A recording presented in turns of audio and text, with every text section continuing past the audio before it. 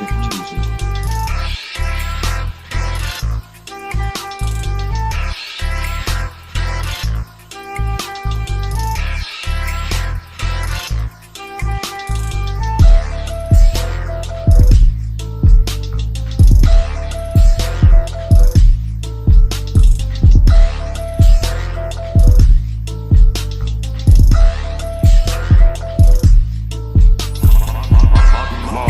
Music TV.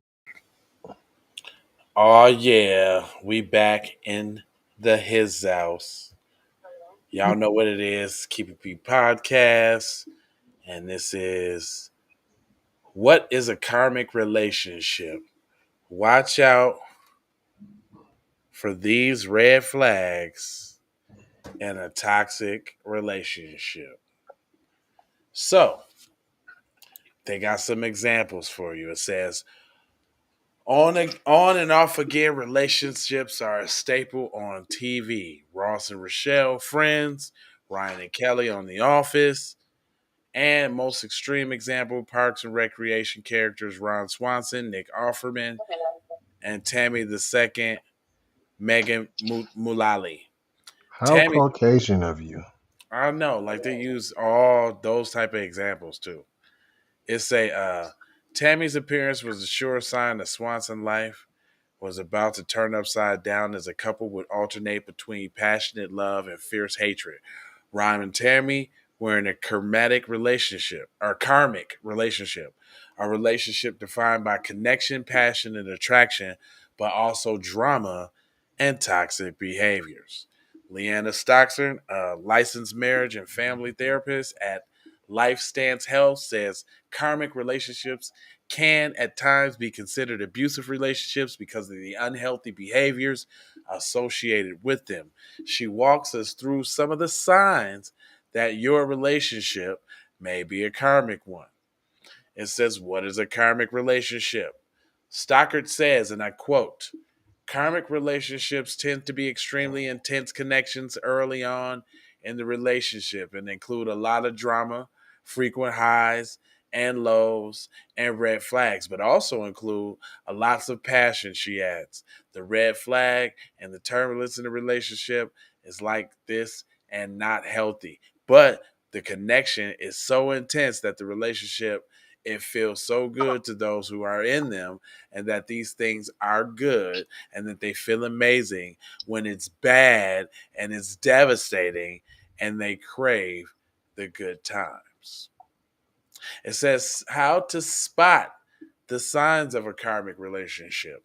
Stockster said that there are questions you can ask yourself about your relationship to determine if you're in a karmic one.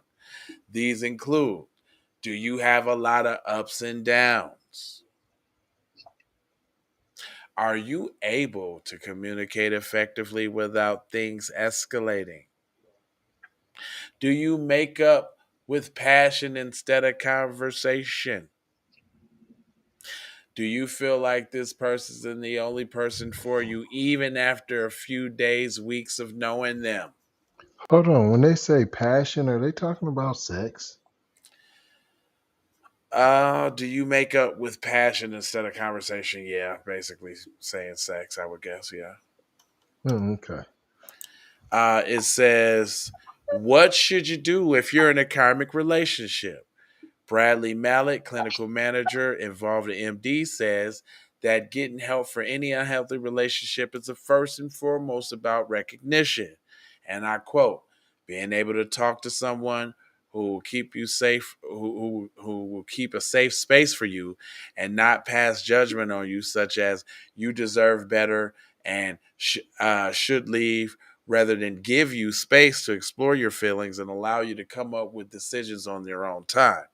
The next step then would be to have someone that you can confide in and stay with as needed and understand the why that has led you to this relationship and why you justify it to yourself. It says, how long do a karmic relationship last? Well, it says if you find yourself in a karmic relationship, it doesn't immediately mean that the relationship has to end, but it may mean that your relationship isn't healthy. You could try talking to a counselor individually or as a couple, as working on communication strategies may improve some of the toxic behaviors. There's no set amount of time for these relationships to run its course, and some succeed, but if your relationship continues to be unhealthy, it may be best to leave it behind you. And that's it. So, but it seems like a karmic relationship is pretty much every relationship. That's what I. Come on, man. Come on, man. Come on, Like, man. cause like it's like every relationship, ain't it? Don't they Just to all put a like? label on something. Yeah. Ain't they all like that? Like, don't you gotta work with and grow with and all of that with the person, or these toxic things actually happen?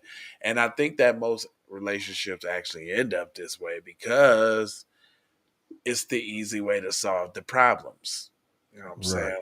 With passion or emotion or sex, that kind of thing. Very easy way to solve the problems, but it doesn't necessarily negate the true issue at hand. Then stiflation comes in, people feel unheard. Then there comes the resentment, and this, that, and the third, and it can turn real bad. So I guess what did we learn today here, kids? Say it with your chest. I guess. Say it I with your damn chest. guess. Yeah, say it with your chest. Like if you don't like something, say something. If you need something, say something. If it's got to be a certain way, say it's got to be a certain way. Be prepared to even explain why you need it that way. And the other party should be prepared to hear it and understand it for what it is, especially if it's an outrageous request. And it might Heard. even seem outrageous because we all think differently and do different things. But I guess that's a part of the compassion of the whole thing and the empathy, right? Sympathy, Right. empathy, compassion, right? Which is supposed to be staples and all of that too. They did say something about safe spaces. I feel that too. You can't, divulge information to your partner for them only to bring it up and tear your heart out with it later on. That ain't Right. cool. Uh, Period. yeah, man. Y'all let me know what y'all think about this. This was actually a better one than I thought it was going to be.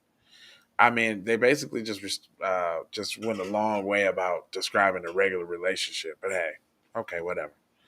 Y'all getting all type of keep it P today, ain't y'all? Look at y'all. Man. Look at them. I thought that was really dope. Sympathy, empathy, and compassion. I had to put that in the notes, sir. Yeah.